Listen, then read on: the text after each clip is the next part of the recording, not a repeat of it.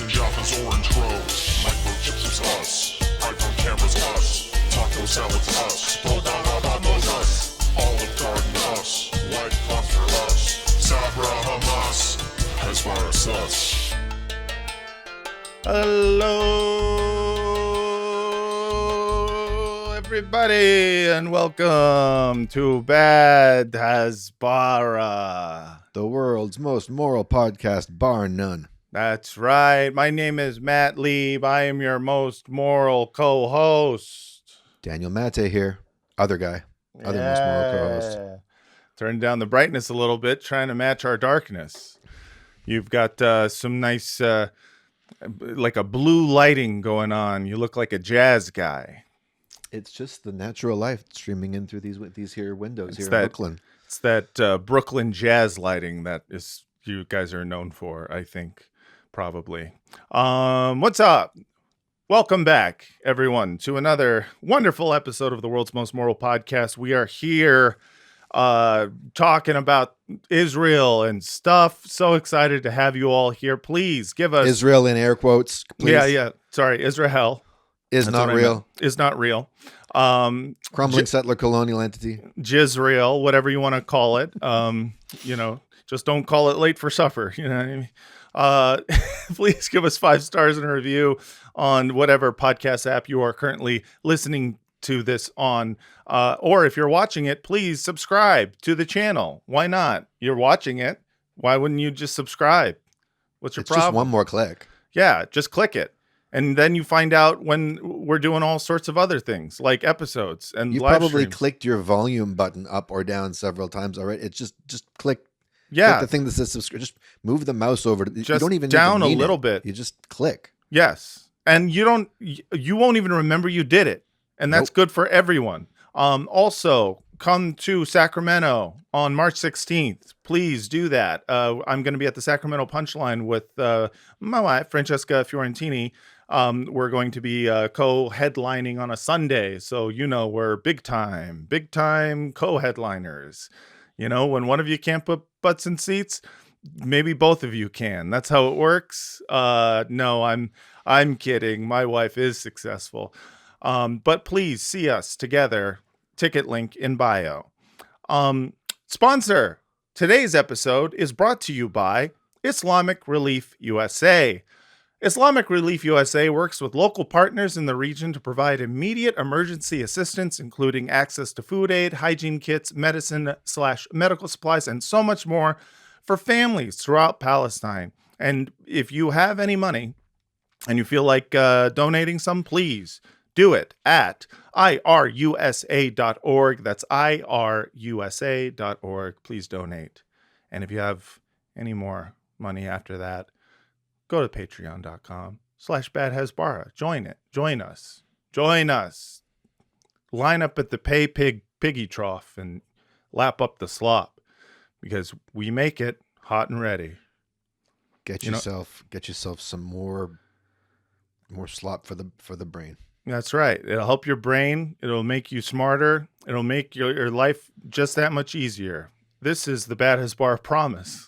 We're like, we're like those supplements that people hawk on Joe Rogan, except for it's just other content. That's us. I want to play that Tom Waits song, Step Right Up. You know that? Where he's hawking I don't. all kinds of crazy products. I feel like every Tom Waits song sounds like he's going to say Step Right Up. Yeah. He's got kind of a Carnival Barker energy to him. Yeah. Is he from San Diego? I'm not sure where he's from. I think he's from an LA guy. Yeah, which is like, shouldn't he be from New Orleans? I'm just saying. Is it an affectation or is he from like the New Orleans part of San Diego? That's the question I have. He's like from Fresno or something where a guy shouldn't be like, "Hey, we're gonna eat some alligator." We're gonna get Patreon promo going. Bob Dylan is from Hibbing, Minnesota. So, oh man, all these guys just making up their accents. They just make up their accents. Yeah. Shout out to producer Adam Levin, who's loving this Patreon promo. Daniel, what's the spin? Well, because we have our guest today, Gazan girl. Mm-hmm. I went looking for songs that could go with that. Basically the genre of girl from location. Oh, okay. All right. Location-based girl. I feel like we're gonna get some Gets Gilberto action going on. I don't have that one because I didn't. I only the format is blah blah blah girl. So not girl from such and such. Got it. Starting with Michael Jackson, Liberian Girl. Oh, okay. There we go. A real deep cut. That's a real. I didn't even know he had a song about it. This is not a good album, actually. Bad. I mean, it's actually bad. It's got some good songs on it, but it doesn't. To me, it doesn't hang together. He didn't really know what he was doing production wise. He says it in the title. It's true. He's like, this album's bad. It's bad. Don't expect listen. much. Yeah. American Girl by Tom Petty. Okay. The Heartbreakers. Yeah. Brownsville Girl by Bob Dylan off his Greatest Hits Volume 2. Mm-hmm. Co-written with, who did you write this with? Sam Shepard, I think. Okay. He wrote it with some playwright. And then I've got Around the Way Girl by LL Cool J. Okay. And a song especially for you, Matt, because I know that you can take any song in the world and turn it into this song. Oh, Uptown Girl. Uptown Girl. That's one of your party tricks, right? Yes, it is. You want to try it right now? Yeah, just name a song. I can do it. Pharrell, Happy. Okay, let's see. 'Cause I'm happy of along if you feel like a room without a roof. Because I'm happy clap along if you feel with an uptown girl. She been living in her uptown world. Give me another song. I didn't even know you knew this about me. But yeah, you did song. it once on the show before. Yeah. Have I done this? Yeah. I'm a fucking idiot. Were you in any way disappointed that I knew that many lyrics from Happy by Pharrell? Or No. Good. All right, that's good. No. So that's the spin. That is what is spinning. Before we get to our guest, I think we need to shout out some fan art that came to our doorsteps. Some 3D fan art. Yes. And functional fan art. Do you have the name of the person who did it, or yes. I don't know?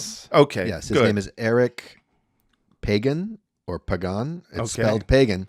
Pagan. So I'm not trying to call him a pagan if he's not a pagan. No. Yeah. But his last name is Pagan. Mm-hmm. His Instagram is, I think, Headplanter BC.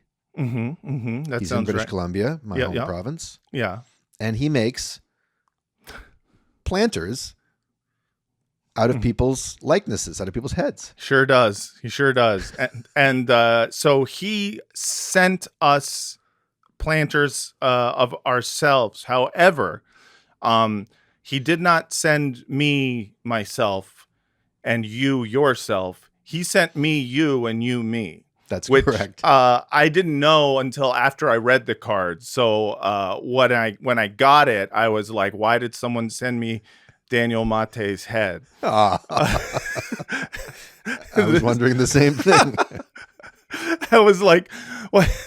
I started feeling like maybe this was, he was just like, I'm a really big fan of the podcast, and it's one host, Daniel Mate. But now I see mine, and I gotta say, great job. Isn't it great? It looks like this looks like you, dog. Look at this. This looks like you, and this has detachable glasses, man. Yeah, mine didn't come with glasses. This comes from you not wearing your glasses sometimes. I guess so. I think you're smarter. You put a succulent in there. I just put what is it, like a carnation? I put a carnation in there, so you just look like you did your hair real good. I like it. But thank you for this planter. I'm going to actually put some soil in it and put a plant in it, and and hey, if anyone else wants to send us likenesses of our heads, feel free.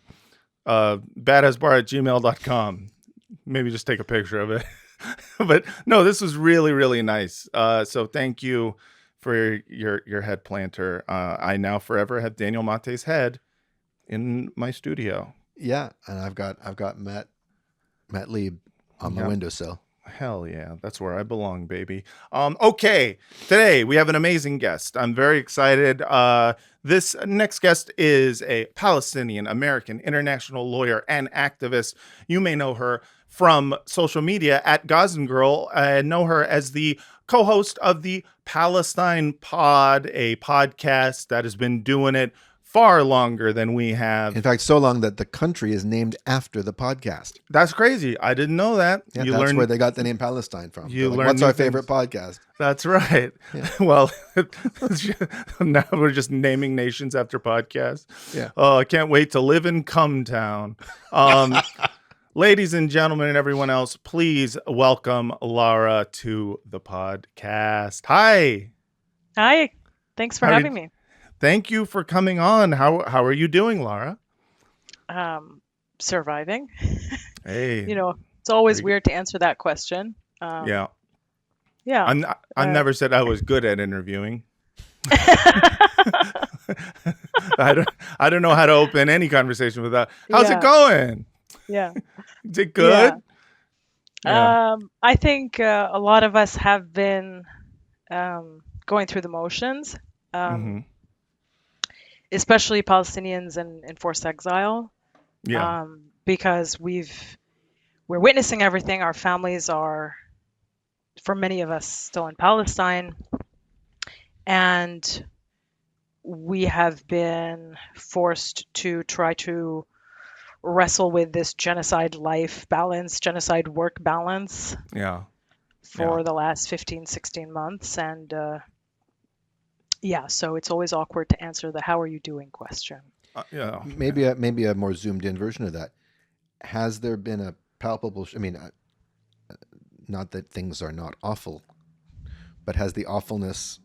Has there been a qualitative shift at all since this very tenuous and completely incomplete ceasefire started? What is if you're comfortable speaking about the sort of emotional climate, like as a result of a shift like that, what how have you been experiencing this particular period, and where are you at the moment with it?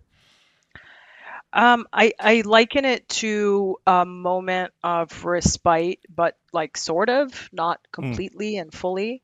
As you mentioned, it's not really a ceasefire because Israel has not ceased firing. Yeah, that's kind of like the number one thing that makes something a ceasefire. Exactly. You got to stop firing. Yeah. And I mean, I think since the ceasefire, I'm doing quotes, but you can't see them, has gone into effect. It was a month ago that it went into effect, and Israel's killed over 130 Palestinians just in that time period. Yeah. Just in Gaza, or are we including the West Bank? No, that's just in Gaza. Because the Wow. West, Not- they've been not going taking- haywire in yeah. the West Bank.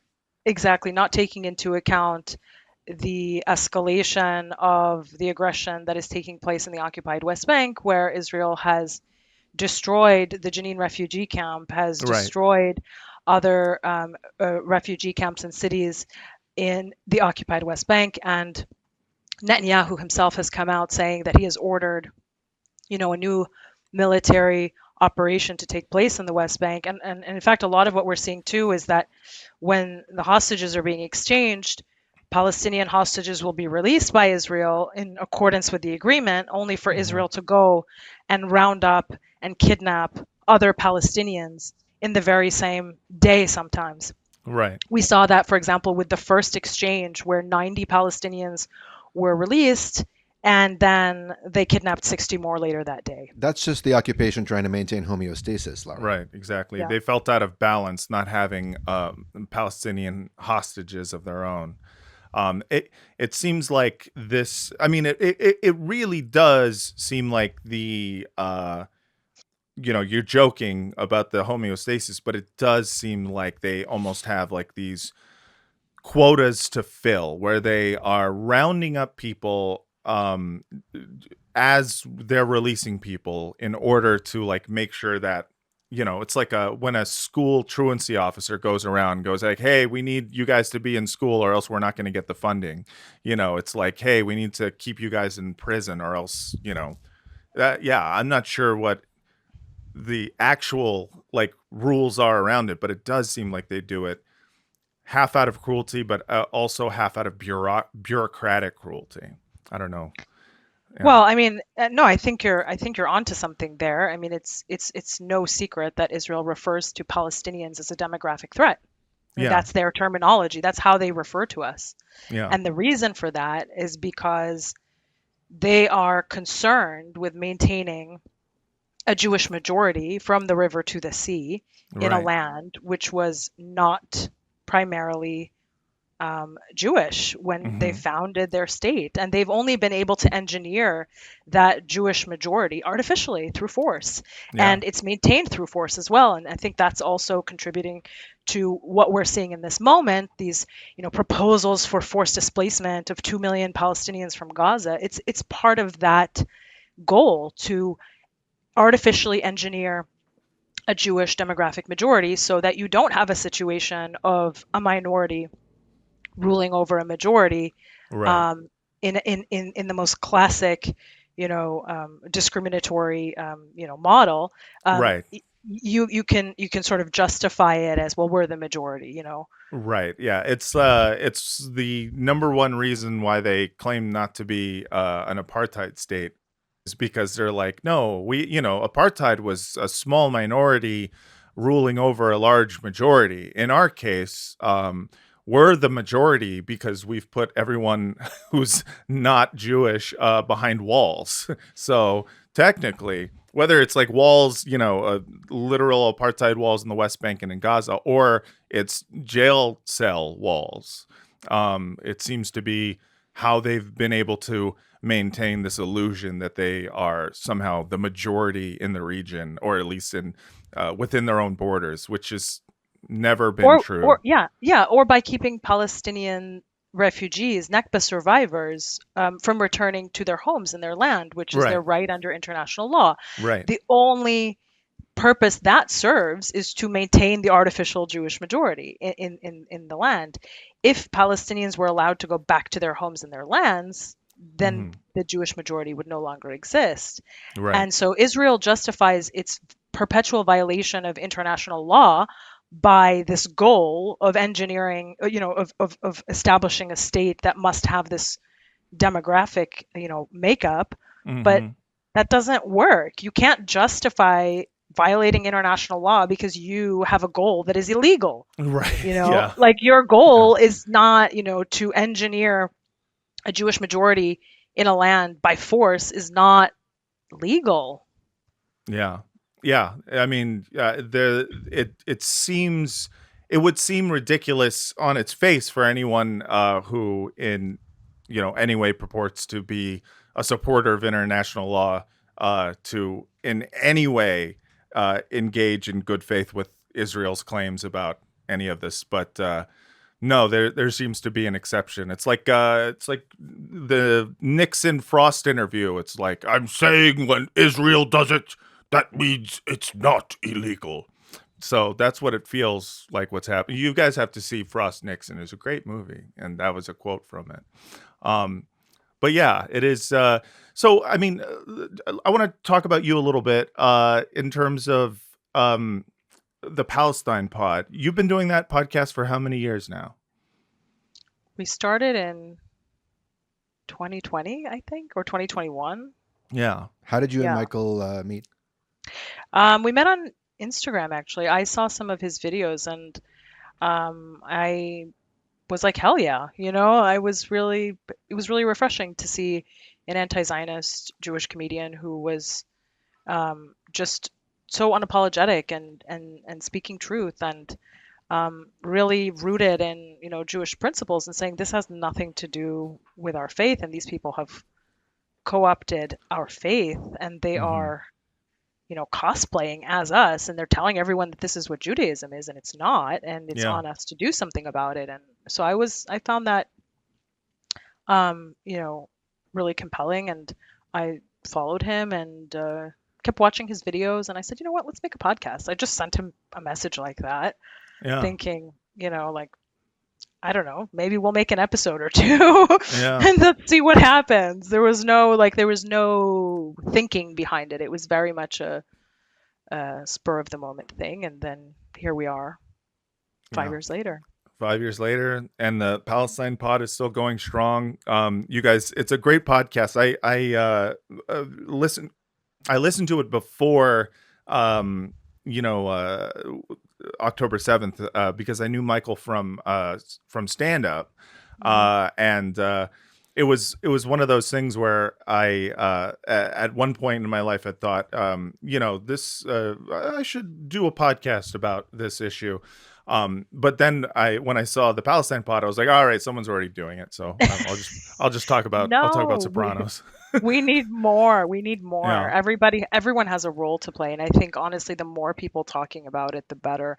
If Yeah. there's 100 more podcasts, even better. Because the truth is that there's strength in numbers, and the more people you have speaking truth to power, the more powerful we are as a collective, and just the weaker the propaganda is. And I think that's really important because there has been so much propaganda. Yeah, it's endless. I mean, Yeah. as anyone who watches the show knows, Has it helped to collaborate with someone from the world of comedy? Like, I mean, I don't know, clearly Daniel. Michael, you tell me. right? I mean, I am kind of asking, based on my own experience. Although I'm not a comedian, but I'm also not like an international human rights lawyer. Like your world and Michael's True. world seems so completely different. You would expect that you'd be like the dry fact one and he'd be yucking it up. But actually the two of you are doing this together because you actually vibe well together, independent of your professional vocations. But like, what's that been like? Has it helped? What has it done for you to be in a collaboration with someone who comes from that world? Well, I think comedy is really powerful for a couple of reasons. One, because you can say anything, right? It's comedy, Right. and there's a creative license to make analogies and to create and to think about things in a different way for the purpose of comedy. And I think Right. as a human civilization, like we've all accepted that. Yeah. I remember in one of our first episodes, Michael made a joke that was like, he was pretending to be Netanyahu, and he was like, if the International Criminal Court looks at a Zionist, that's anti-Semitism. And I was like, Michael, we can't say that because he didn't say that. And so technically it's like defamation. And like, I'm always trying to like minimize the legal Right. risk of our Right. episodes. Right. Oh, yeah. And he's always like, off the cuff or whatever. But, and eventually like, we let it stay in because we were like, Sure. it's comedy, right? It's comedy. Yeah. It's just comedy. It's a joke. And the funny thing is that now, several years later, that the International Criminal Court has issued arrest warrants for Netanyahu and Gallant, Yeah. he actually said something very similar. So Yes. it actually manifested and became real life, right? Yeah. Yeah. that, Think of the most ridiculous possible, thing you could imagine an Israeli politician would say, and wait 6 months, and they will end up saying it. It was, if you jokingly said, something like Shai Davidai is Hamas, just wait 6 months, and you'll Right. find people saying that exact thing. Right. Yeah, if you want prophecy, probably stand-up comics are the ones who are likely to predict the future. And if you want, sober analysis of what's already happened, that's Yeah. where technical expertise comes in. I want to say one other thing, which is to answer your question. There's also like the reality that Palestinians love to laugh. Like we are a very funny people. Oh yeah. We love to laugh. We love to make jokes. We love to lighten the mood whenever we can, and that's just part of our nature. So I personally appreciate that, and I also think it's therapeutic. It's therapeutic to look at some of in terms of helping process what we're seeing, to have moments of just laughing at the absurdity, because it is absurd. And if you don't laugh, you need some sort of a release. And so I think Bad Hasbara has also been really helpful. And I see that in the comments, you guys have people saying like, I would blow my brains out if it wasn't for your podcast, Yeah. because I can't process this. I need Yeah. a space where sane people are talking about how insane this is. Right. Yeah. Yeah, no, I mean, I definitely think it's like it's a useful coping mechanism. It's useful to process it. It's like the one time where parasocial podcast engagement, I think, serves a really positive purpose in society. Usually it's negative as shit. Usually it's just people yelling at you for betraying them. But in this case, because of this sort of mass hysteria that's been happening for the last like 16 months, in the United States, and particularly in the American Jewish community, and also, like the media and obviously our government as well, just the way in which people are pretending that, we live in this opposite land in which like the eternal victims of everything is Israel and the Israeli people, and the eternal oppressors of them are and have always been the Palestinians. Like, this is the one time where it feels like very positive that people have a place to go in which to like kind of process these things together with people who they may not necessarily, know personally, but they feel like they're in on a conversation where people are, assuring them that, yeah, no, you're not crazy. The world has just gone briefly insane for 70 something years. But yeah, I found that, the same to be true with your podcast. You guys were kind of, I consider you the OGs in terms of like, being in this space and talking about it, because, we came into it, late in the game, right? And it's a great podcast. We had Michael on early on, and we're all very excited to have you on as well, Lara. So I'm glad you could be here. I wanted to talk about some content. First, I want to talk about some leaflets that were dropped over Gaza. Now, the leaflets thing, in terms of Hasbara, has always been what Zionists will fall back on to prove the morality of Israel and the IDF. If you don't know, Israel always claims whenever there's any kind of military action, we dropped leaflets all over the neighborhood before we leveled it. Therefore, we are very moral and good people. I'm surprised they don't call it a literacy drive or something, or like cross-cultural, like... Yeah, it's cross-cultural exchange. Like, Yeah. here's a little bit of Hebrew and a little bit of Arabic, and you can read it together. And once you learn it, it tells you that we're going to destroy the home you've lived in for the past 70 years. Never mind the fact that Gaza is a much more literate society probably than Israel is, but never mind. Yes. And I want to play a video of what it sounds like. This is the thing about Zionists. I don't think they know what they sound like sometimes. I think they think the rest of the world is in their exact sort of delusional headspace. So when they make these arguments, they think they are, they think the general public is as convinced of this bullshit as they are. And so it is. It's always creepy to watch. And I have a video of someone talking about the leaflets. I'm going to play that for you guys right here.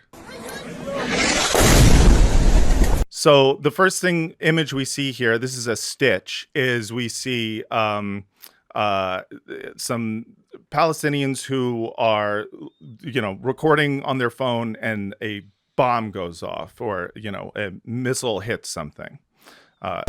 Oh my gosh, how on earth was he able to set up a camera literally facing exactly where this bomb was gonna fall? And the people were far enough away to not get hurt at all, and no one was actually where the bomb fell. I mean, how did that even happen? Oh, right, Israel sends leaflets to avoid civilian casualties. Is she at a child's birthday party? Yes, she is. Yes, she is. She's taking a break from her niece's, Yeah, from her niece's two years old party, in order to make a video trying to justify the bombing of civilians in Gaza. In a community center. Yes. Kids like, So Auntie Leia, can I have my cake now? Shut up! I'm making a video. About not now. I'm making Hasbara. The world needs to know. I've in the video, I've zoomed in very slowly on a happy birthday balloon while she is talking. Oh my gosh, was that the point of the video? Because we saw it. We, with eyeballs and brains, saw it. Unfortunately, not everybody has eyeballs and brains, so not everyone sees that. But Like You added the music, yes. oh, of course I added the happy birthday music. It just like there's a level of I don't know what you call it when you Delusion. It's delusion, but it's also psychosis. it's psychosis. That's what It's- in the it's eyes. like- For me, it's a mass psychosis Mhm. event that has lasted 76 years. Yeah. Yeah. I mean, if you just look at the way she was conveying her message, her teeth were clenched, her eyes were open really wide. There Yes. is something psychologically not stable here. Yeah. Yes. It was like you could see in her face, and like in her eyes specifically, this I don't know. It's just like a psychosis, like a deeply troubling. I mean, yes. sane people do not justify the need to Yeah. level apartment buildings where families Yes. live. Yes. And I think that's the elephant in the room. They use the leaflets to justify the destruction of civilian homes and the killing of Palestinian families. They use the leaflets to order Palestinians to leave their homes so Yeah. that then they can say the ones who didn't leave are terrorists, and then we can Right. just kill them because we told them to leave, right? So leaving aside the international legal aspect of this, because this is all illegal, there's no Mhm. way that this complies with any international norms, and I'm not going to bore your listeners with getting into the reasons why, but if you're Mhm. interested, Francesca Albanese has talked about this a lot. That's right. But it's just not something sane people do. And I Yeah. think that's the elephant in the room that nobody's really addressing when they always start the discussion, but we send leaflets when we do it. And it's like, why are you doing it in the first Right. place? Well, if we Right. could just detour from the leaflets themselves just for a second, because this brings up something that friend of the show, girlfriend of the show, Hadar Cohen, Yeah. put into ChatGPT recently. Is Oh. Yeah. Zionism a psychosis? Please Oh, read that. So Yeah. I actually Please just read sent it that. to Matt. If we could Yeah. get these on screen. It's so there's several pages. If you flip to the very beginning. Uh-huh. Yeah. So the first, the prompt was, is Zionism a psychosis? Mhm. She asked the bot, and the bot said, if you're asking whether Zionism functions like a psychosis, that would depend on the framework you're using. Psychosis involves a break from reality, and some argue that Zionist ideology contains elements of ideological delusion, such as the denial of Palestinian existence, the rewriting of history, or the belief in eternal victimhood while exercising power over others. Damn, ChatGPT. Oh no. Others, however, see Zionism More as bots. irrational. What's More that? bots are turning. That's It's right. happening. Yeah. They're becoming sentient. Yeah. Others, however, see Zionism as a rational, albeit deeply flawed response to historical Jewish persecution. Well, that's nuanced. Would you like to explore a psychoanalytic critique of Zionism? And you bet she said yes. Absolutely. A psychoanalytic critique of Zionism could explore the movement through concepts like trauma, projection, and collective identity formation. So number one would be trauma and repetition compulsion. So Zionism emerged in response to Jewish historical traumas, but instead of breaking free from these cycles, it arguably reenacts them by displacing its trauma onto Palestinians. The state of Israel, built as a supposed refuge, perpetuates its own form of ethnic displacement and violence, mirroring the very oppression it sought to escape. I mean, I wonder what academics and scholars ChatGPT is pulling from to come together with this quite brilliant and cogent analysis. Projection and externalized fear. Freud and later psychoanalysts described projection as a defense mechanism where individuals or groups displace their own unwanted qualities onto others. Zionism often externalizes Jewish historical victimhood, framing Palestinians as existential threats. This allows Zionist ideology to sustain a sense of Jewish moral purity while justifying preemptive violence. Palestinians, rather than being recognized as victims of Zionism, Zionism are instead portrayed as the aggressors. Wow. And then there's the this is kind keep, of amazing. keep going. Keep going. Yeah. paranoia and the persecutory fantasy. Freud and later theorists like Jacques Lacan exploit paranoia as a psychological condition rooted in deep-seated insecurity. Zionism fosters a hyper-vigilant, the world is against us mentality, even when Israel holds significant military, political, and economic power. The belief that Israel is in perpetual danger, despite being a nuclear state with U.S. backing, suggests a persecutory delusion.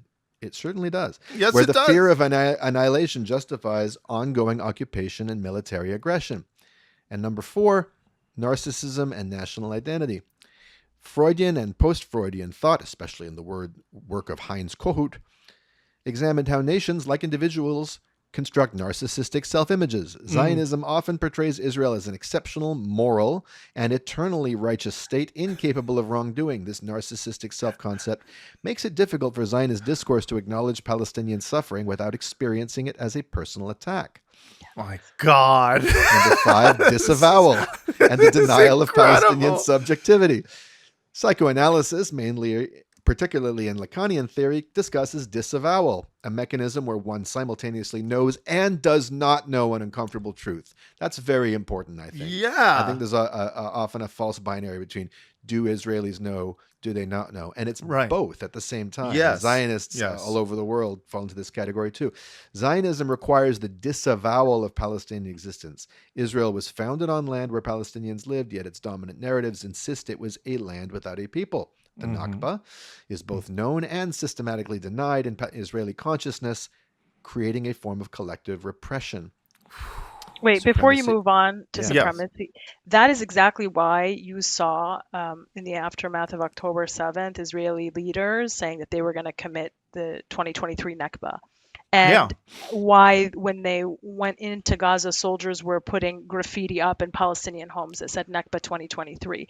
Yeah. And also why, just 2 days ago, I saw an interview with Smotrich, of all people, who was speaking about Palestinians in Gaza, saying, you know where they should leave Gaza. Those aren't their actual homes anyway. You know where their homes are? Their homes are in Haifa and Jaffa and Akka and Nazareth and all of this. And it's like, exactly, and it's like, so you've just admitted to the Nakba and the denial of the right to return. And you've just admitted it wasn't a land without people and that you established a state for Jews on land that was not Jewish, whose inhabitants were Palestinian Arabs who were Muslim and Christian primarily. Like, you have just affirmed everything we have been saying, and you said it in passing as a means to justify the forced displacement of Palestinians from Gaza because you thought it was like a hot take, and it wasn't. It was just an admission that you live in this collective denial and erasure of Palestinians. But at the same time, like, the truth, and this is like the thing that one day Israel is going to have to confront. They're going to have to confront what they did to us and what they keep doing to us. And they keep pretending like we don't exist, we weren't there, they didn't do it to us. If they did it to us, they admit that they did it, and they'll do it again. That's the thing I think people find the hardest to get around Israeli Hasbara. Like, American imperialism has its own brute stupidity, and most Americans don't know what the fuck America's done all over the world, and don't care. But the specific kind of intimate knowing and not knowing at the same time, admitting and denying in the same breath. Yes, I'm not a historical expert. I can't make sweeping.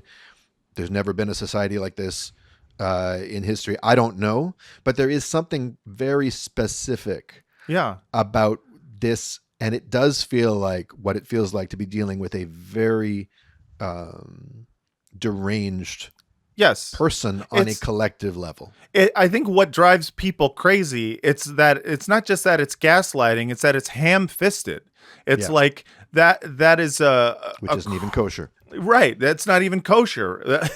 It's crazy to gaslight people in general is obviously, abusive. But what's crazy about it in these cases is they will, in the same sentence, affirm they know about the atrocities they've committed and then deny that they committed them. And I think this is actually why Israel and Israeli society has no choice but to, just steamroll all the way to right-wing fascism. It's why they've at, such an alarming rate have become these right-wing fascists, is because they are gotten to the point where the caring about optics that the liberal Zionists have, is just, it's too heavy of a burden. It's too much to keep in your head. So eventually you just, you say, fuck it. Yes, we want to do ethnic cleansing. We want to do another Nakba. The Nakba was good. You have to embrace this right-wing fascistic ideology, or else you're forever, in this place where you're holding all these different lies together to try to please said everybody. Back in the day. Yes, that's what Jabotinsky said. You fucking so-called liberal Zionists. Yes. What are you doing? Stop pretending. Yes. Stop pretending we're not a settler movement. Of course we are. If you don't want to be involved in settler colonialism, then fuck off. Yeah. Okay? Then don't do it. Then don't do it. Fucking do it.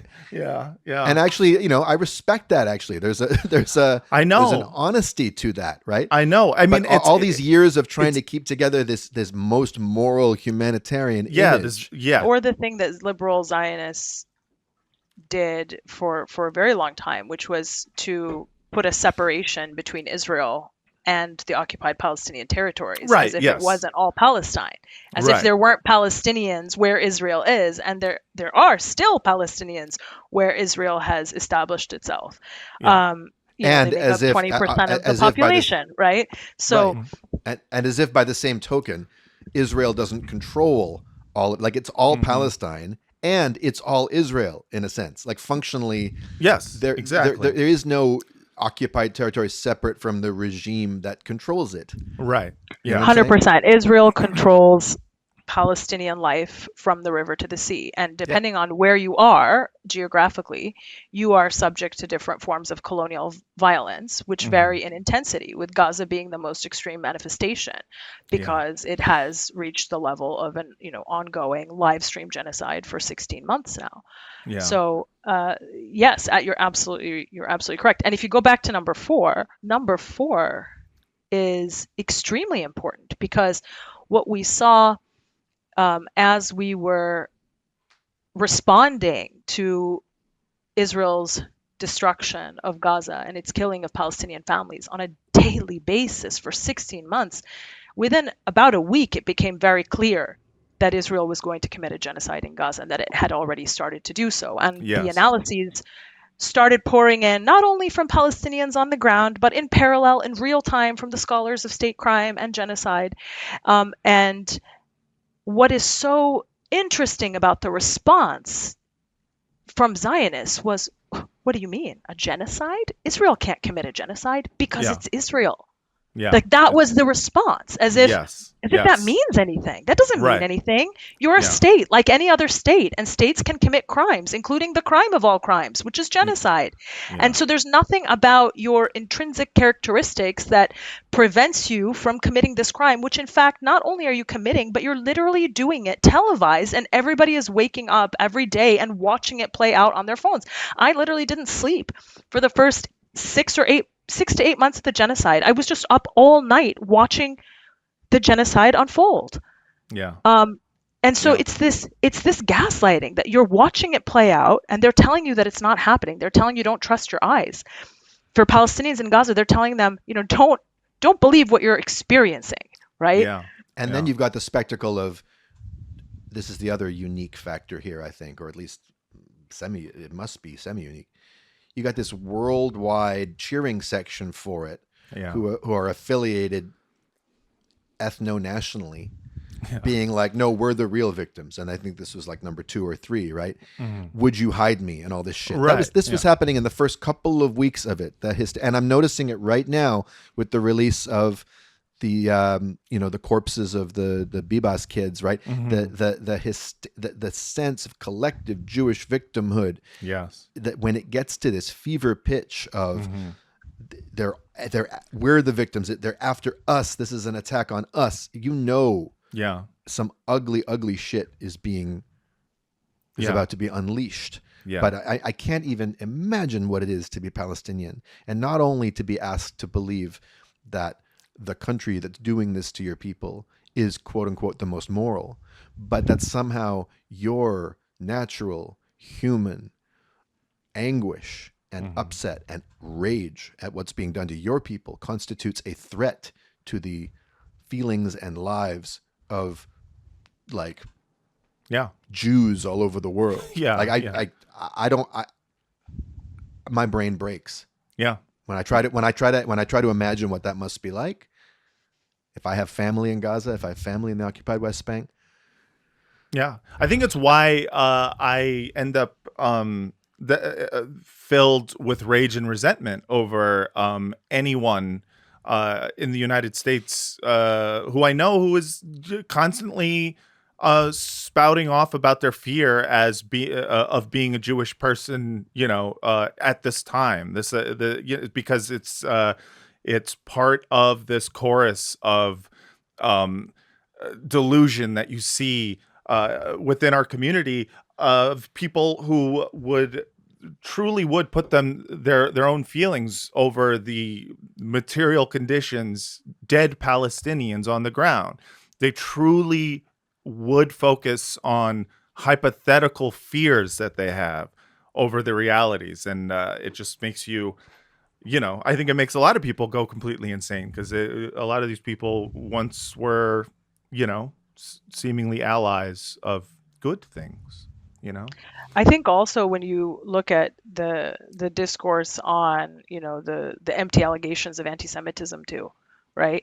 This notion that like Palestinians are driven by blind hate, right? That their actions, their resistance against colonial violence is driven by the identity or the claimed identity of the people carrying out the violence, and not by the violence itself. It's a very racist analysis, right? Yes. That we would be okay with it, for example, if they were just a different, they claimed they prayed to a different god, or they had a different Right. identity or whatever. Of course not. The problem is what they did to us. It doesn't matter who they prayed to. It doesn't matter if they believe or they don't believe. It doesn't matter what their religion or their background is. The problem is what they did to us. The problem is the Nakba, which is ongoing. It has never ended. It began in 1948, even before, and it has been ongoing every single day since then. And the genocide is merely the latest chapter, the latest manifestation of the ongoing Nakba, the sole purpose of which is to eliminate Palestinians from Palestine. And you do that through killing, you do that through destruction, you do that through starving them, you do that through forced displacement, and eventually to take that land for Jewish settlement, which is how the state was born in and of itself, and how it's seeking to expand now. I mean, whether or not they'll be able to accomplish this goal in Gaza, which they are trying, they say they're trying to do, is going to depend on a number of factors. But I think they have all, like all colonizers do, underestimated the will of the Palestinian people to remain on their land. They will not go down without a fight, and they have every right to resist forced displacement. That's right. And yet somehow they manage to keep clear in their heads what you just said. It's not about the identity of the people doing it to them. It's not about who they're resisting. It's about what they're resisting. I don't know if either of you guys have seen No Other Land, the Oscar-nominated film. Just saw it the other night. Quite a lovely film, and nominated for an Oscar, and I hope it wins, bringing more attention to what's happening in Massafaryata in the South Hebron Hills. But there's a scene where the Israeli activist, who's the sort of one of the two protagonists of the film, Yuval, comes on one of his visits to Basel Adra's village, and it's not like everyone welcomes, like, oh, our Jewish savior, welcome, brother. Like, there is some distrust, but it's very understandable, and it's expressed in a way that's not like, get out of here, Jew. Right. It's like, you live over there on the other side of the, you're free, we're not. You have rights, we don't. We don't, like, prove yourself to us. Trust, like earn our trust, which is a human thing. Yeah. There's nothing about like, and they do ask him if he's Yehud, but that's just how they say Israeli Jew. Right. Right. They're not, there's no like anti-Jewish edge to it whatsoever. And in fact, it's rather, there's a lot of camaraderie and it's very human. If you actually watch what happened, I'm going off on a tangent, on a tangent, on a tangent. We were going to talk about the leaflets. We haven't even gotten to the leaflets. No, I know. Okay, so number 6, supremacy as a defense against guilt. Frantz Fanon, drawing from psychoanalysis, described how colonial societies rationalize their violence through racial hierarchies. Zionism justifies Jewish supremacy in Israel-Palestine as a necessary defense against historical oppression, suppressing guilt through moral rationalizations. When Palestinians resist, it triggers deeper feelings of insecurity and aggression, reinforcing cycles of violence. And I would add, and then they project onto the Palestinians the kind of racial animus that they themselves have to bring to the project in order to justify it in the first place. Right, it originates from over here, and then they perceive it over there. Yeah, 100%.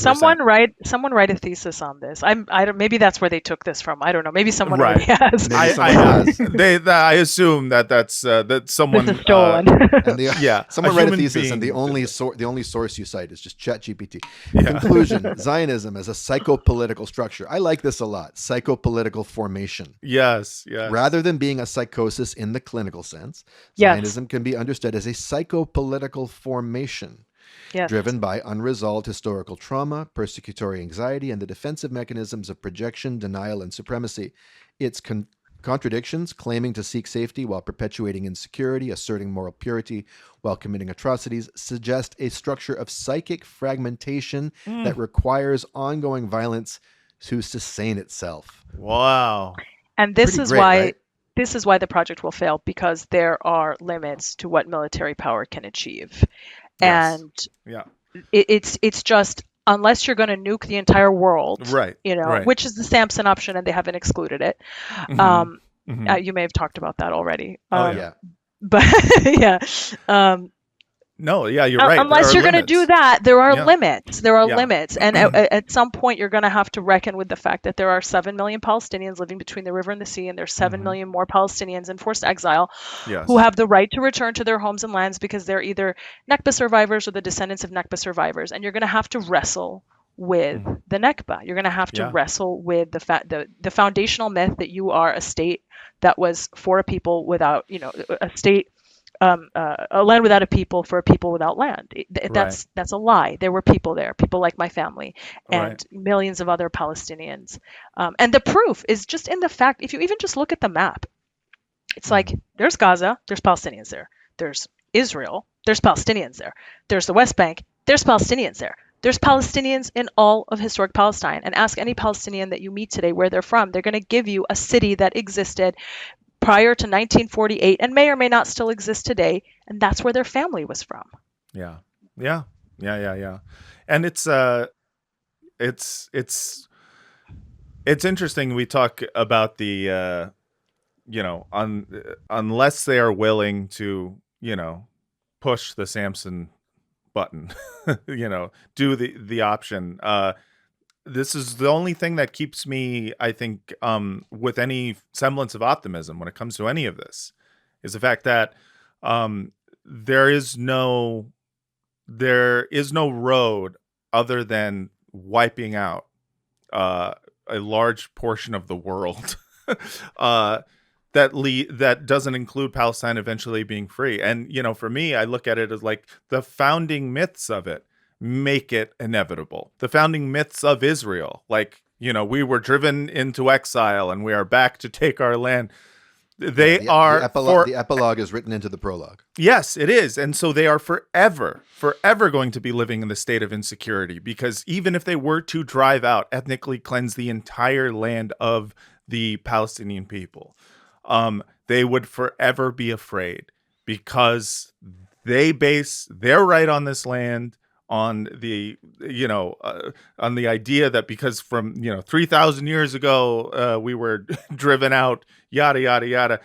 Their foundational myths are going to be the thing that destroys them in the end, because they are going to have to reckon with these realities at the same time of people's right to return. And there's I just don't see yet, despite the Batars of the world and the right wing, the Kahanists and the Jabotinskyists and all these like psychopaths and Likud and all the like Jewish Power Party and Jewish Home, I don't see a unified let's do let's do a Holocaust. I see infighting. I see them understanding that they want to be of the world and not a separate entity. And for every, crazy Zionist out there who says, fuck the world, we don't need them, we only need us. There's two more who are just like, I just want to be normal. And there is no normality in apartheid. There's no normality in being a fascistic Nazi state. So And the hope lies in some principle that psychosis can only last so long. yeah, but not that just for reality them, will but for the assert world, itself, for the world, Yeah, and I think, I mean, look, I think we need everything all the time in terms of resistance, whether from the inside or the outside, drawing attention to the atrocities, educating people, etc. I think, something, even Anthony Blinken said it. It was one of the last things he said before the Biden administration said goodbye and we welcomed, Trump. He said, "Oh, as it turns out, there are the same, if not more, number of Hamas fighters in Gaza now today as there were when Israel began." Yeah, a real ringing endorsement of your policy So, for the past. if the stated public aim of Israel's military campaign, its genocide, was to eliminate Hamas, and now there are more Hamas members than when Israel began, then Israel has spectacularly failed. Right. And the reason it has spectacularly failed is because you cannot bomb resistance out of existence. That is illogical. Resistance exists because there are certain conditions on the ground which allow it to come into existence. It is a response to an injustice. That mandate it coming into existence. Yeah. Demand Exactly. it coming into existence. Exactly.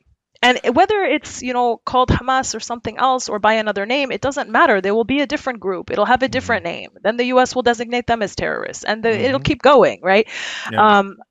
But at some point, you're going to have to reckon with the fact that you cannot bomb away a people's will to be free. It just doesn't work. And so, the ANC were designated terrorists as well. And then, right. Nelson Mandela now has his name on children's libraries, and he is a revered hero, and, we all love him. And, he said, our freedom is not complete without the freedom of the Palestinians. There's a reason why all the major anti-apartheid leaders in South Africa were very devoted and, close allies with the Palestinian people in their liberation struggle, because they saw themselves in one another. Yes. Yeah. They're the first to recognize it. It's always, been something that has earned them the ire of the U.S. State Department. The fact that, come on, you guys got rid of apartheid and now you're out here trying to get rid of other apartheids? Fuck you.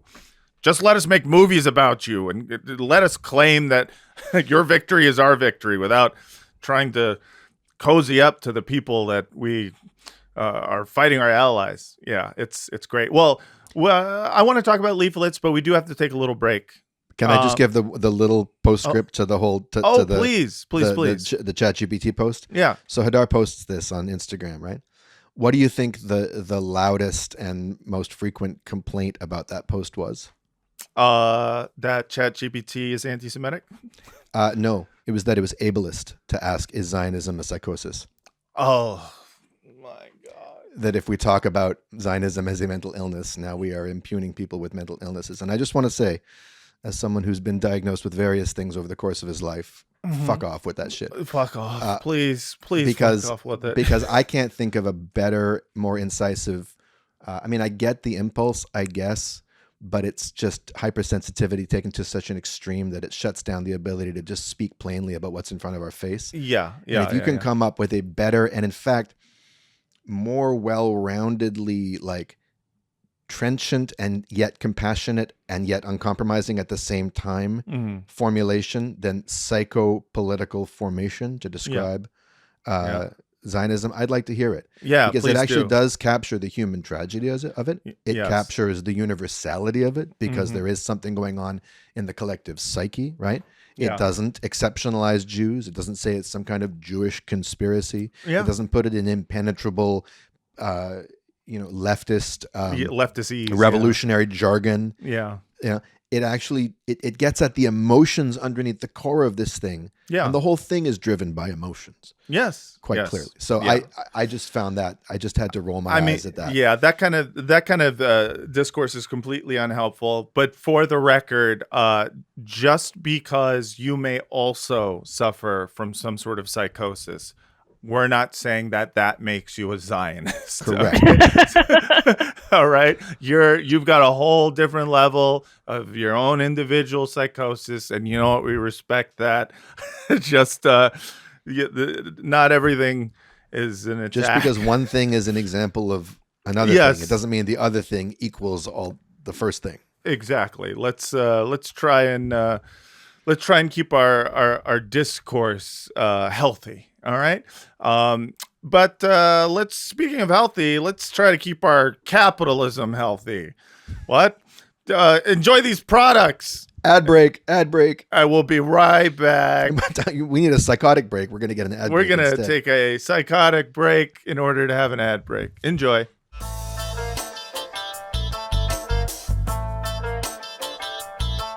And we're back. That Hasbara, world's most moral podcast. I am here. We are here with at Gazan Girl, Lara. Thank you so much for being here with us. We promised leaflets, and we will deliver them. This came out a few days ago.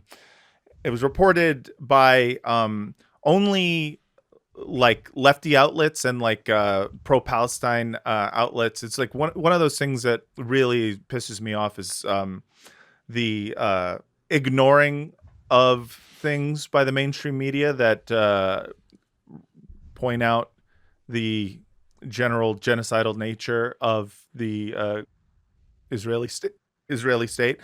But as far as I know, these have these do appear to be genuine. So Israel dropped leaflets over Gaza threatening to displace all 2 million residents. These are what the leaflets look like right here. And I will read this for you so that you can know what was dropped to the honorable people of Gaza. Oh, that's so respectful. Yeah, it's a good start. After the events that have taken place, the temporary ceasefire, and before the implementation of Trump's mandatory plan, which will impose forced displacement upon you, whether you accept it or not, we have decided to make one final appeal to those who wish to receive aid in exchange for cooperating with us. We will not hesitate for a moment to provide assistance. Reconsider your position. The world map will not change if all the people of Gaza cease to exist. No one will feel for you, and no one will ask about you. You have been left alone to face your inevitable fate. Iran cannot even protect itself, let alone protect you. And you have seen with your own eyes what has happened. Neither America nor Europe care about Gaza in any way. Even your Arab countries, which are now our allies, provide us with money and weapons while sending you only shrouds. There is little time left. The game is almost over. Whoever wishes to save themselves before it's too late, we are here, remaining until the end of time. Wherever you go, whatever you do, we will be right. I mean, Jesus Christ. Oh my it's a God. fucking slow jam genocidal. So Come on. Can you put it back up for a second? yes, please. Yes. Okay. So after the events that have taken place, genocide, Yes. it's not an event which has taken place. It's not like, Yeah, no, it's not a the fucking Bears won carnival the Super ride. Bowl or so, Yeah, it's like exactly. it's genocide. Okay. Mhm. Then Trump's mandatory plan, forced displacement, will be imposed upon you whether you accept it or not. Mhm. That is a declaration of a mass atrocity that they are That's right. intending to carry Yes, out. it is. Yes, literally a war crime being admitted to on paper. It's a crime against humanity. And I in love fact, how they make it sound like it's- it was just Trump's idea, like it came from Trump. Yeah. this has been part and parcel of the ideology of the state since inception. The early Zionists used to talk about what are they going to do with all the people there, and I mean, there's so many quotes, but one of my favorite ones is I think a Herzl quote when he says that we will find jobs for the penniless population. That's how he referred to Palestinians. He called them the penniless population. You can look it up. We can convince them to leave if we just get them jobs abroad or something. Right. Okay. Yeah. And then if that doesn't work, we'll have to transfer them, but quiet transfer. Yes, quiet transfer, not that's right. not in an outward, an obvious way. And then it's this notion that their proposal to expel Palestinians is some sort of a humanitarian gesture. Right? Yes. This This is idea their that new we're giving you another chance if you want to cooperate, and take advantage of our humanity. And then if not, then definitely we'll genocide all of you at that point, which is, no problem. But And you will have consented to it by not having yes, by not accepted responding yes our to this mass leaflet. atrocity proposal, right? Our Right, proposal for a mass exactly. atrocity. Yeah. So there's Shoot so yourself many in the head twice. And yes. right. It's So like the there's shittiest Columbia record club in the world. If Yeah. if you do wish to be genocided, do nothing. Yeah. Right. Exactly. and then it's Do just not like respond. just how evil the wording is. Yes. America and the U.S. don't care about you. Everyone Nobody will will remember no you. one will remember you. Yeah. It's no sane person or entity speaks in this way. It's No, that's incredibly threatening. That's what an evil villain in a Bond Yes. movie says. Everything in here is just what Jigsaw says before he puts you in a fucking thing that rips your head off. Like, this is nothing but villain speak. You can't read it any other way than as a ransom note, essentially. I mean, I'm surprised it wasn't cut out from little bits of magazine. This shit is essentially saying, like, Sorry, now I'm breathing into this. Sorry, I'm laughing. it's like you are essentially saying, surrender Dorothy and fucking, like on a broomstick. Like, this shit is nothing but evil speak, and it isn't just like, it's not a real plea for collaborators, for people to like break and start cooperating with the Israelis. It's not. That is not what they're doing. I actually think it is. I actually Oh, you think so? Oh, I do. I do think so. I do think they're. I think they're dead serious. I think they're dead serious, and I think we saw them use. How else? One of the ways we saw them use the leaflets throughout this genocide was they cut up Gaza into little tiny squares, and then they gave each square a tiny number, and then they told people, like, now we're going to bomb square 1 and 2 and 3 and 412, and if you're here, we're going to bomb 311, and if you're here, go here. And it's like all of it was wrong. Everywhere was being bombed all the time in any event. Gaza was offline so much of the time, couldn't even access where this information was. The information itself was wrong. It was used to, like, inspire fear and terror and all of this stuff. But at the end of the day, they still bombed everywhere in any event. And so I think that of course they want to carry this out. Whether they're going to be able to do it or not is a different question. But I think this is very serious. No, I agree with that. I guess what I'm saying is that there's a caveat in there, like, should you collaborate with us, we will send you aid and support. We will not hesitate to help you. Right. Yeah. That shit, to me, is the that's them being the trademark most moral. Like, that's them saying, we gave you a chance, but it's not a we really shouldn't be doing this. Yes. Yeah. But we just couldn't live with ourselves if we didn't try to cut you in on this once in a lifetime deal. Yeah. My manager doesn't know I'm extending this offer to you. Yes. No, I think that is that part I agree with. I mean, they don't expect anyone to, like, take that. They expect people to they expect this to cause fear, confusion, depression. This is for them to gloat about their upcoming Nakba attempt. This is them saying, fuck you, we're going to displace you whether you like it or not. Get ready to go. And you won't be able to say we didn't warn you. And you won't be able to say we didn't warn you. Look how moral we are for telling you before we crush you. And and I think what pisses me off about all of this beyond the like depraved nature of it is, again, I'm searching the internet for coverage about this leaflet, and I see people like Scahill talking about it, Dropsite talking about it. I see it covered in the New Arab. Dropsite's become a really crucial, very crucial resource. Yes. New Arab. I think Mondo. It was in Democracy Now. It was in Democracy Now.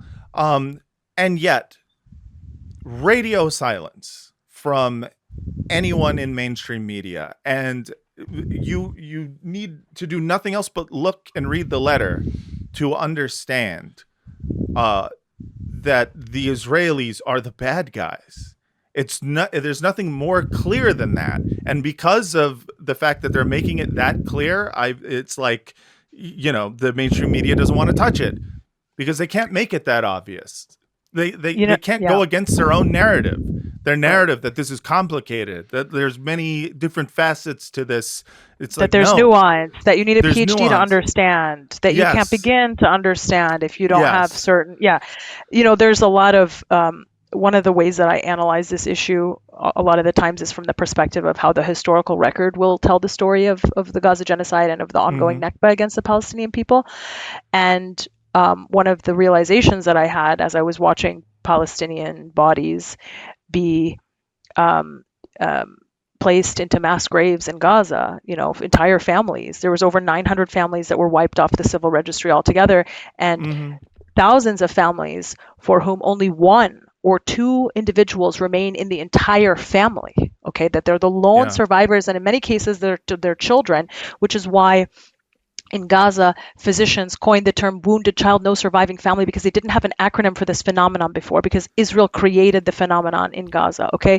But as I'm thinking about all these things, and I'm watching, these mass graves of Palestinians, of people who had hopes and dreams and lives and deserve to live and deserve to be free, I'm sitting here thinking to myself, the good guys don't put people in mass graves. That's right. Like the historical record doesn't tell the story in a way where it's like, and then they put people in mass graves, but it was totally fine. It had to happen. It was inevitable. So much of the discourse in this current moment in terms of justifying the genocide has been to paint it as this inevitable reality that just has to happen. It just has to happen. Just let it happen. It's got to happen. And that we can't stop it from happening. No, we have to prevent this from happening. We have an obligation to prevent genocide. And their justification has been, no, it's inevitable. It's going to happen. But yeah, good guys don't put people in mass graves. Good guys don't arrest and torture pediatricians. Dr. Hussam Abu Safia. That's right. They don't do that. Good guys don't fire 500 bullets into a car with a 5-year-old girl named Hind Rajab who's on the phone with the Palestinian civil defense screaming for someone to come save her. There's so many more of these. You can I could go on for hours. Yeah. And leaflets like this are why, no matter, I'm just speaking for myself now, no matter what Israel and its apologists want to trot out as evidence of Hamas depravity, whether it's, the pageantry of the way hostages are released or this or that, I'm just completely at this point unmoved because I've looked into the face of evil, and the face of evil is a powerful regime that drops a leaflet like that. Whatever happens in the territory that entity, that regime occupies, controls, brutalizes, and genocides, as a result, whatever crops up in the form of resistance, whether it's and whatever chaotic scenes might erupt, whatever expressions of rage or revenge I might hear individual Palestinians utter at different times, I've seen the source of it. My moral compass says who has the power, who holds the cards, who has been blocking the just and legal and moral ways out of this since forever, who planned this, who benefits from this. And no matter what you show me in terms of evidence that there are malign elements running that place or whatever. Right. I'm like, okay, cool. And yours is the Bond villain regime that oversees all of this and drops a leaflet like that. Yeah. I do want to ask you, Lara, about Trump's quote-unquote mandatory plan, because I've heard different Palestinian voices speaking about it differently. And I don't want to put you in like as a Palestinian place, but just as you, I've heard some people, for instance, Ali Abunimah of Electronic Intifada, express a certain kind of like, okay, well, halas, they're saying it out loud at least. This has been the plan since forever. I'm not particularly perturbed.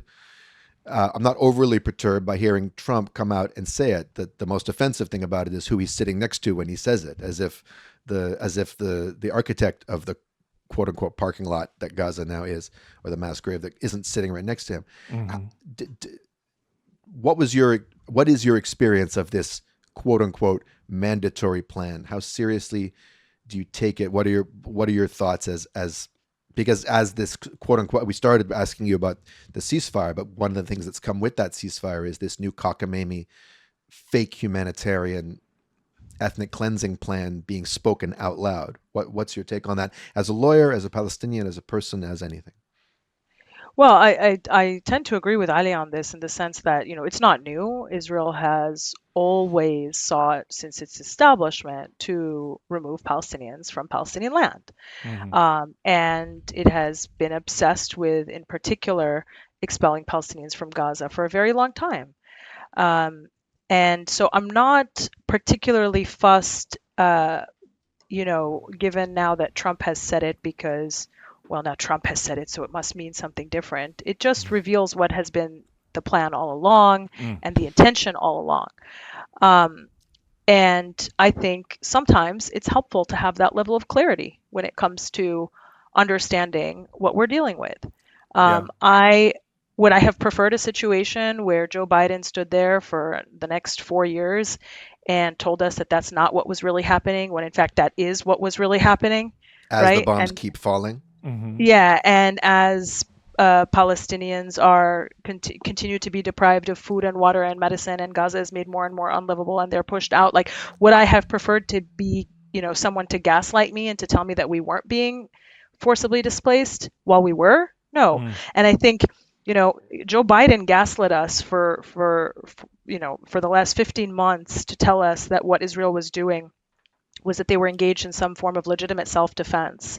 Right. When in fact what they did was they destroyed all of Gaza. Like 93% of all the housing in Gaza has been destroyed by Israel in the last 15 months.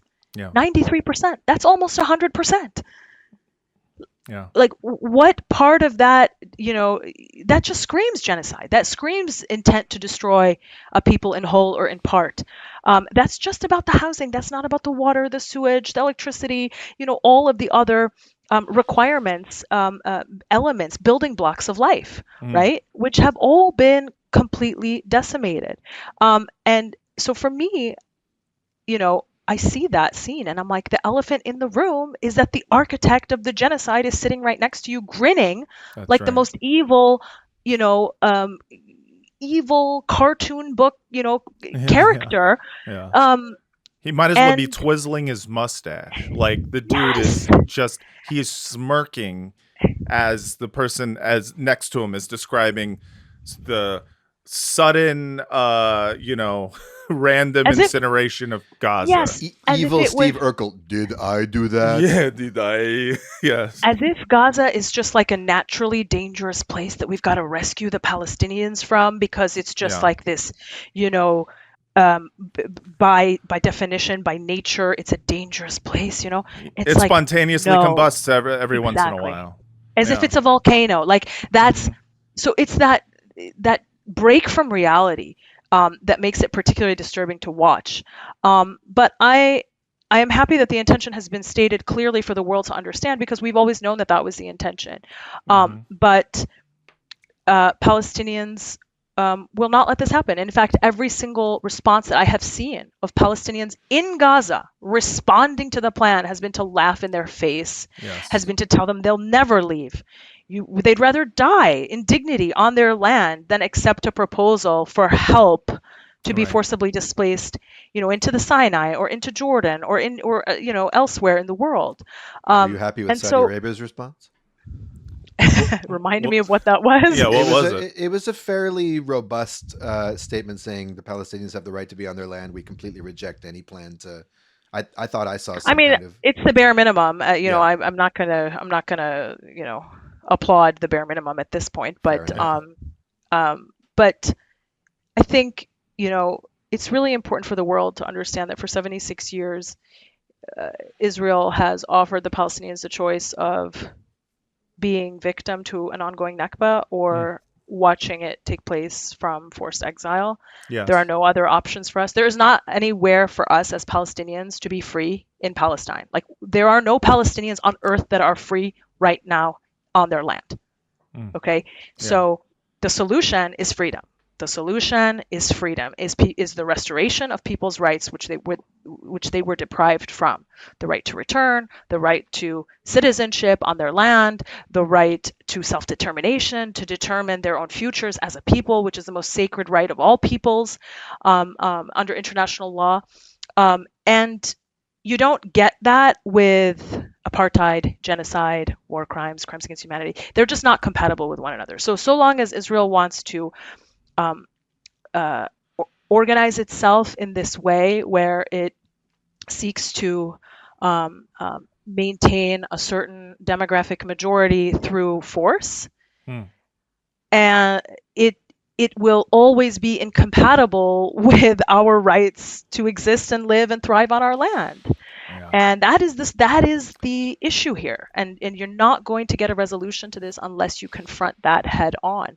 And Palestinians will not go down without a fight. And as nobody else would, because what would you do in that scenario? You know how many times I've had people told me Palestinians have been so patient. They have gone through so much. They've been so patient. People don't understand, because the thing is that people expect Palestinians to react in a way that they themselves would not react. Mohammed al-Kurd made a brilliant analysis recently, speaking about stand your ground laws in America and how you can. Someone comes onto your property, like, you have rights as a property owner, but our rights as Palestinians, as property owners of our land, were not just ignored in an individual case, but ignored in terms of our entire society. The majority of our society was expelled from our land at the beginning of the Nakba. The majority. Right? So that's not something that goes away. And that trauma remains with us. The effects of that trickle down generation after generation. And every Palestinian today knows the story of the Nakba.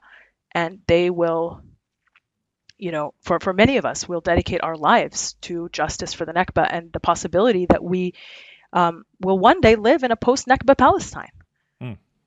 Well, and this is the thing I think Zionist Jews, I think one of us, maybe it was said today, but Zionist Jews know this, and Zionists know this on a certain level, because Zionism itself is predicated on the notion of the tenacity of historical memory. And that's memory for things that may or may not have happened a long time ago, thousands of years ago. And, cumulative history gathered through Jewish wandering and dispersal throughout the entire globe over many centuries. A few thousand years of lore. A few thousand years of lore, right?